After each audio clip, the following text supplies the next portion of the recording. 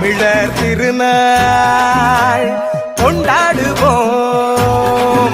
அட உழவர் பெருநாள் கொண்டாடுவோம்.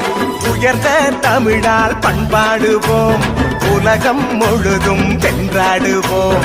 மரபு திங்கள் எங்கள் உரிமையல்லவா, மதங்கள் இணையும் பெருமையல்லவா.